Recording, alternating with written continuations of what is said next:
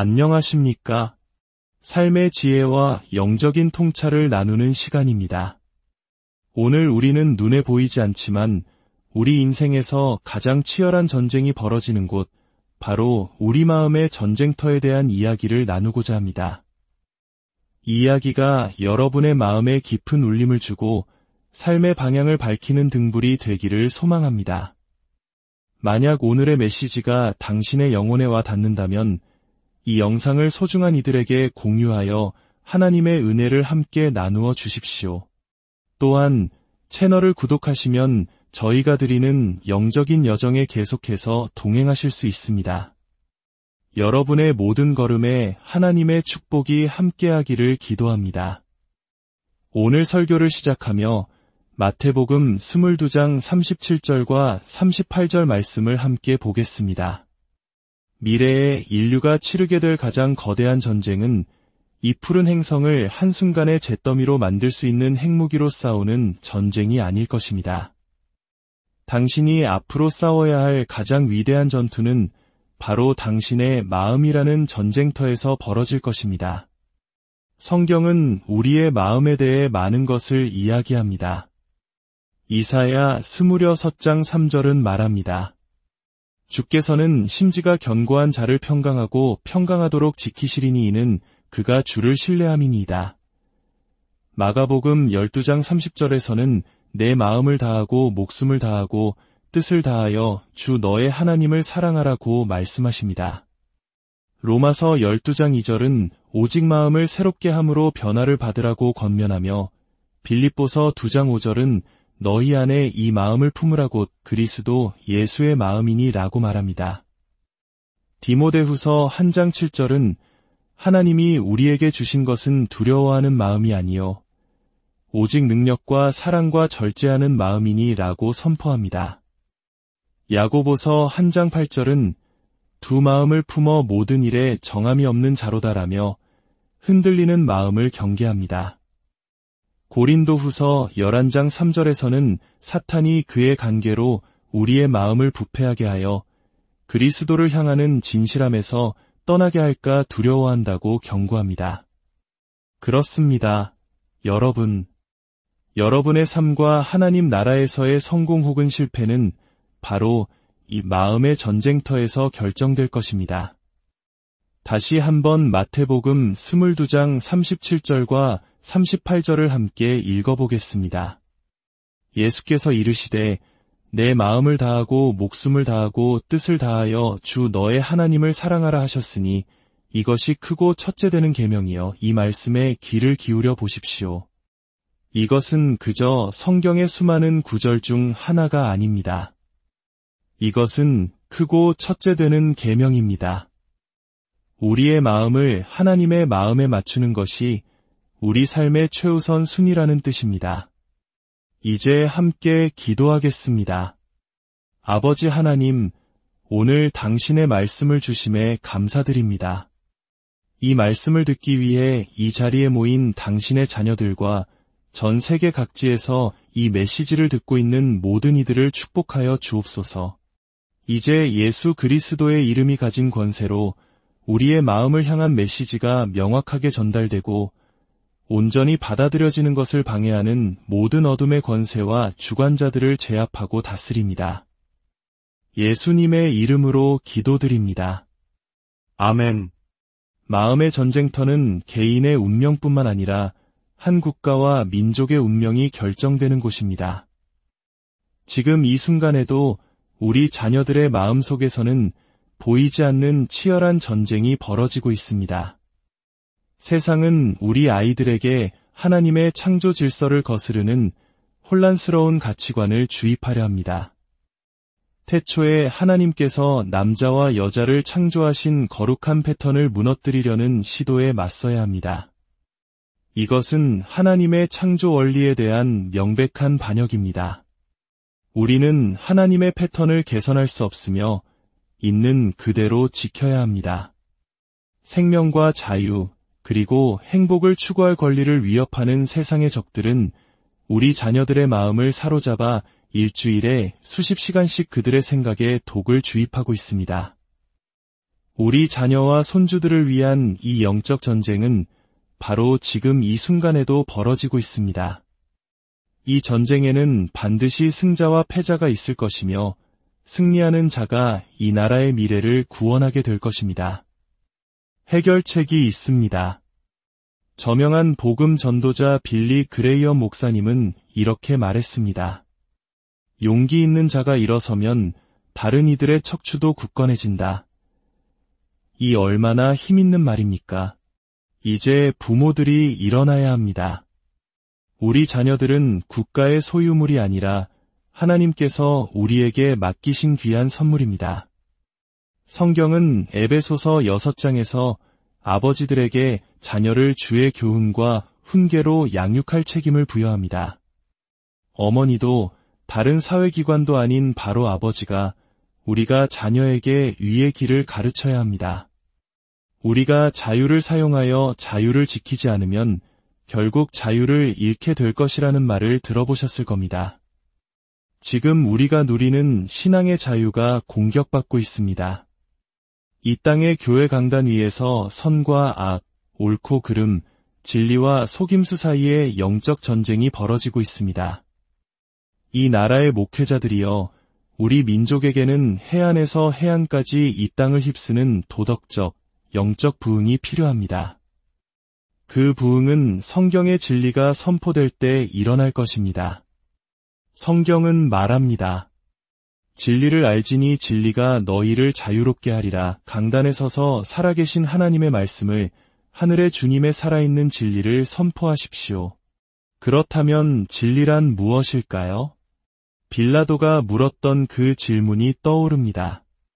진리는 당신의 의견이 아닙니다. 진리는 하나님의 말씀이 그렇다고 하는 것입니다.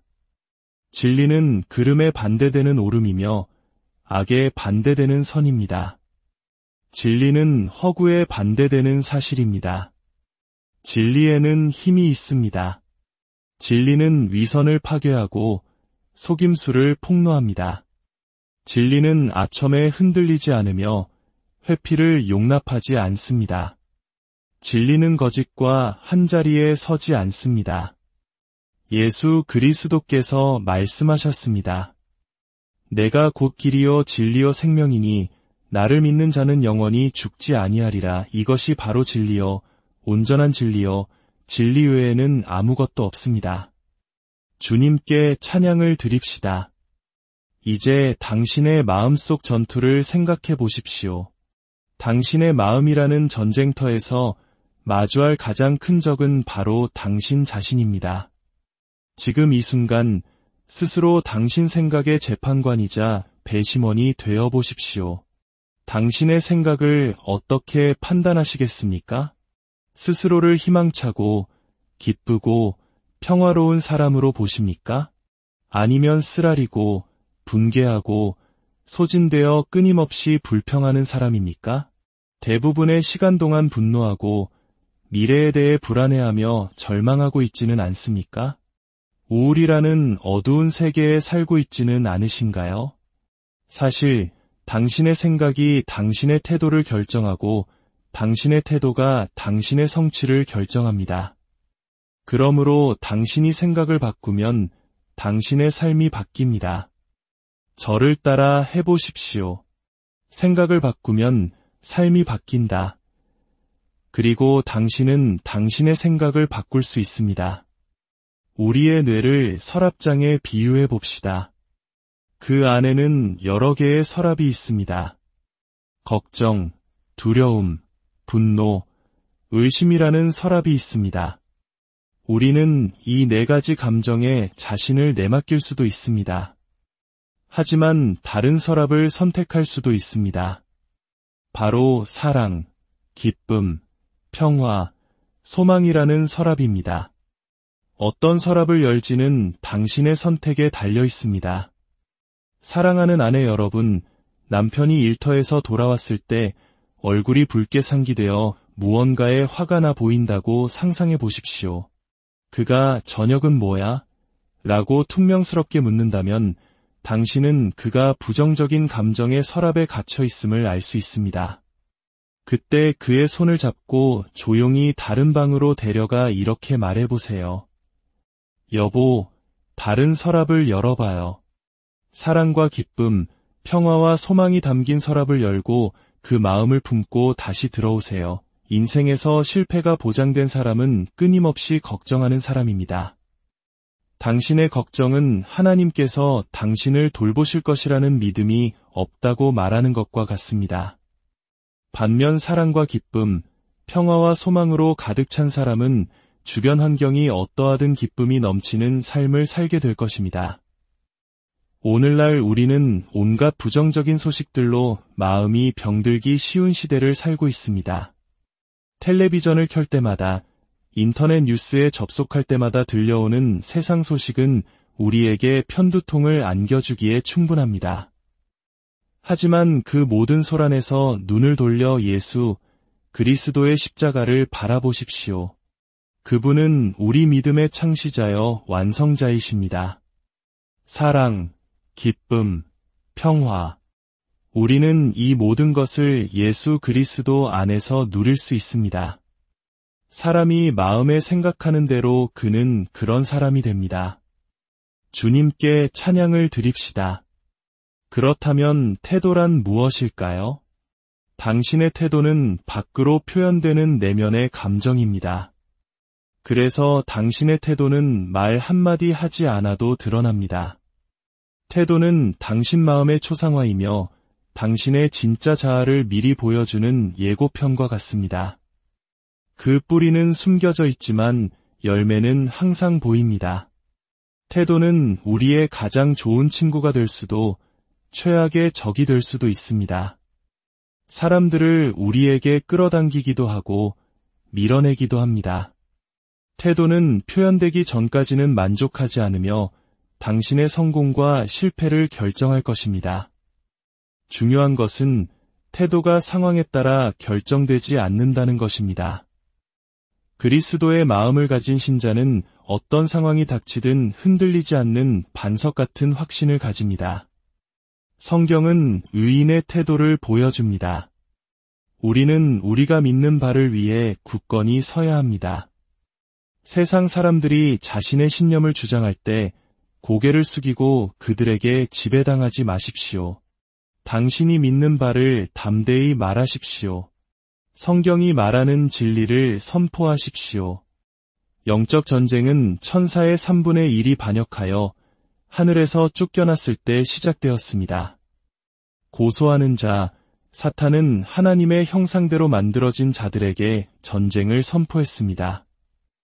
그러나 믿는 자로서 당신은 찬양을 통해 권세를 가집니다. 기도를 통해 하나님의 약속의 능력을 해방시킬 수 있습니다. 당신의 태도는 당신의 선택이지 우연이 아닙니다. 당신이 맞서지 않는 것은 절대 바꿀 수 없습니다. 하나님께서 당신을 믿으시기에 당신도 자신을 믿는 법을 배워야 합니다. 당신은 지극히 높으신 하나님의 아들이여 딸입니다. 하늘의 왕족의 피가 당신의 혈관에 흐르고 있습니다. 과거가 당신을 지배하게 두지 마십시오. 다른 사람이 당신을 조종하게 두지 마십시오. 하나님께서는 당신이 태어났을 때 특별한 존재를 창조하셨습니다. 하나님은 결코 아무것도 아닌 존재를 만들지 않으십니다. 당신의 성공은 당신의 생각하는 삶에 달려 있습니다. 직업이 사람을 만드는 것이 아니라 사람이 직업을 만듭니다. 당신의 생각이 당신의 운명을 지배합니다. 모든 사람에게 모든 것이 되려고 애쓰면서 성공할 수는 없습니다. 사람들을 기쁘게 하려는 노력을 멈추십시오. 하나님께서 당신을 창조하셨을 때 이 땅에 당신과 같은 사람은 아무도 없었습니다. 당신이 당신이라는 사실에 기뻐하십시오. 다른 누군가가 되려고 애쓰는 값싼 복제품으로 죽지 마십시오. 당신은 값을 매길 수 없는 존재입니다. 그렇게 행동하고, 그렇게 말하고, 그렇게 생각하고, 그렇게 사십시오. 나는 할 수 없어 라고 말하는 것을 멈추고, 그리스도를 통해 나는 모든 것을 할 수 있다고 말하기 시작하십시오. 만약에 라고 말하는 것을 멈추고 하나님의 은혜로 나는 할 것이다 라고 말하십시오. 불가능해 라고 말하는 것을 멈추십시오. 믿고 하나님의 목적에 따라 부름받은 자들에게는 불가능한 것이 없기 때문입니다. 나는 아는 사람이 없어 라고 말하는 것을 멈추십시오. 당신은 성부, 성자, 성령 하나님을 알고 있습니다. 그분들은 이 땅을 창조하셨고 당신을 쫓는 어떤 악마도 이길 수 있습니다. 그분들은 하늘과 땅의 모든 권세를 가지고 계십니다. 어떤 이들은 저는 전문가가 아닌데요 라고 말합니다. 타이타닉호는 전문가들이 만들었고 노아의 방주는 아마추어가 만들었다는 사실을 기억하십시오. 당신은 어느 배에 타고 싶으십니까? 성 야고보는 의인의 태도를 가졌습니다. 그는 너희가 여러 가지 시험을 당하거든 온전히 기쁘게 여기라고 말했습니다. 인생의 폭풍을 만날 때 온전히 기쁘게 여기십시오. 고난 없는 인생이란 없습니다. 고난은 당신이 인류의 일원이라는 증거입니다. 예수님은 제자들에게 너희가 내 이름으로 말미암아 모든 사람에게 미움을 받을 것이나 끝까지 견디는 자는 구원을 얻으리라고 말씀하셨습니다. 우리는 왜 기도할 때는 졸리고 3시간짜리 영화를 볼 때는 깨어 있습니까? 왜 성경을 읽을 때는 지루해하면서 300페이지짜리 소설은 쉽게 읽습니까? 세상이 도덕적 타락의 시궁창에 빠져 있을 때 유명인을 숭배하기는 쉬우면서 살아계신 하나님을 경배하기는 그렇게 어렵습니까? 의에 줄이고 목마를 때가 바로 지금입니다. 이 땅에 부흥이 없다면 미래는 없습니다. 고난이 하나님께서 당신을 사랑하지 않는다는 뜻은 아닙니다. 고난은 당신을 강하게 하고 당신의 인내를 시험하며 당신이 사실을 직시하게 만듭니다. 고난은 당신이 유한한 존재임을 당신의 힘과 지식만으로는 부족함을 상기시킵니다. 성경은 말합니다. 너는 마음을 다하여 여호와를 신뢰하고 내 명철을 의지하지 말라. 너는 범사에 그를 인정하라. 그리하면 내 길을 지도하시리라. 의인의 태도를 가질 때 당신은 마귀를 정면으로 바라볼 수 있습니다. 승리는 그리스도를 통해 우리의 것이기 때문입니다. 지옥의 세력을 두려워하지 마십시오. 성경은 말합니다. 마귀를 대적하라 그리하면 너희를 피하리라. 마귀는 당신을 두려워합니다. 그를 무서워하지 마십시오. 제가 1971년 12월에 겪었던 일을 말씀드린 적이 있습니다. 한 남자가 장전된 총을 들고 제가 있던 교회로 걸어 들어왔습니다. 그는 저에게서 약 3m 떨어진 곳에 서서 말했습니다. 사탄이 예수보다 더 큰 힘을 가졌다는 것을 증명하기 위해 당신을 죽이러 왔다. 저는 성경을 들고 말했습니다. 이 책은 나를 대적하여 만들어진 어떤 무기도 쓸모가 없을 것이라고 말한다. 그는 셋을 세고 죽이겠다고 했지만 둘을 세자마자 총을 쏘기 시작했습니다. 6발을 쏘았지만 하나님의 천사들이 모든 총알로부터 저를 보호해 주셨습니다. 우리가 섬기는 하나님은 엘샤다이, 전능하신 하나님이십니다. 그는 영원부터 영원까지 계시며 알파와 오메가이십니다. 그는 양들의 위대한 목자시며 위대한 치료자, 우리의 보호자이십니다. 그는 전능하시고 모든 것을 아시며 모든 권능을 가지셨습니다. 그는 임마누엘, 우리와 함께 하시는 하나님, 영광의 소망이십니다. 그는 길이요, 진리요, 생명이십니다. 그는 우리의 반석, 요새, 방패, 높은 망대, 폭풍 속 피난처이십니다. 그는 영광의 주, 세상의 빛, 유다의 사자, 만왕의 왕이시며 만주의 주이십니다. 그분께 찬양을 드립시다. 사도 바울이 과거를 극복하는 법을 가르치는 말씀에 귀 기울여 보십시오. 뒤에 있는 것은 잊어버리고 저를 따라 해보십시오. 뒤에 있는 것은 잊어버리고 앞에 있는 것을 잡으려고 표대를 향하여 그리스도 예수 안에서 하나님이 위에서 부르신 부름의 상을 위하여 달려가노라. 의인의 태도는 문제를 공급으로 바꿉니다. 당신이 하는 일에 저항이 없다면 그 일은 할 가치가 없는 일일지 모릅니다. 물에 저항 없이는 배가 뜰 수 없고 공기에 저항 없이는 비행기가 날 수 없습니다. 중력에 저항 없이는 우리는 걸을 수조차 없습니다.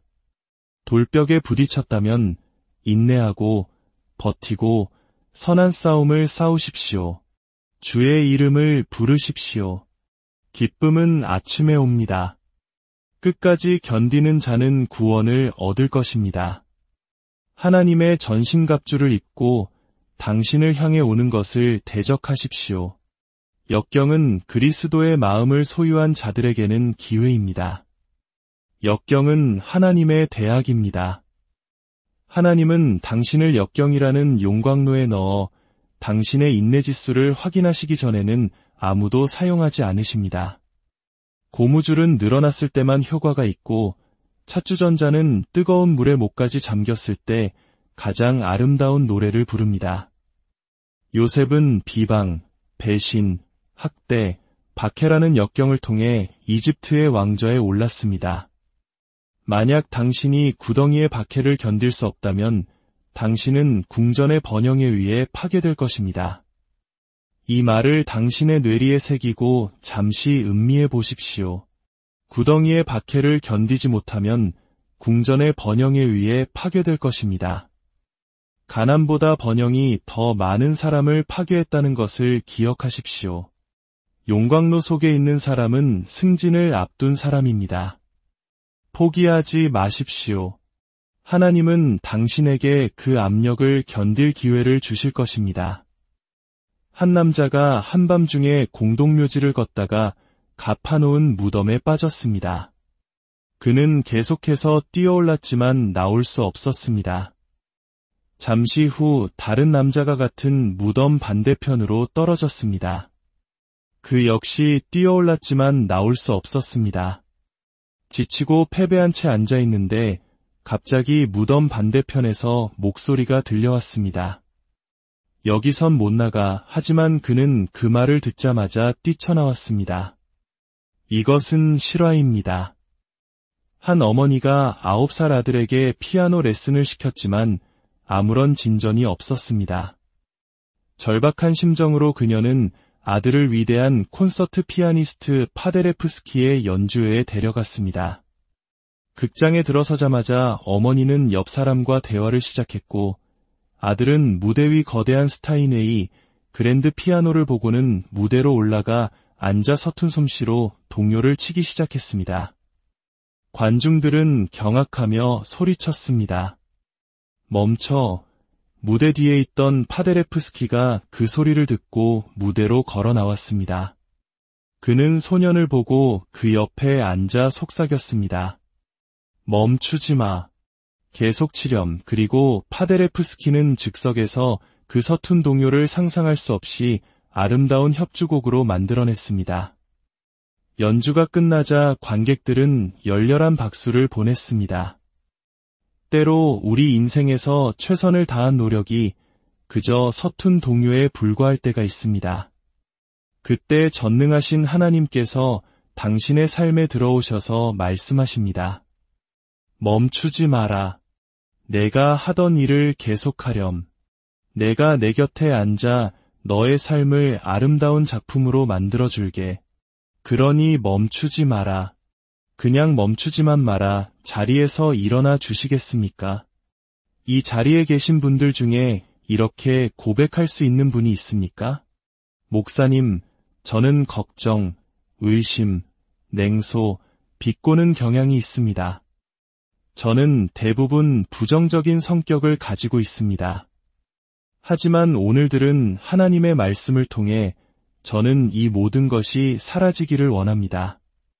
주 예수님께서 오셔서 제 곁에 앉으셔서 제가 하는 일들을 아름다운 작품으로 만들어 주시기를 원합니다.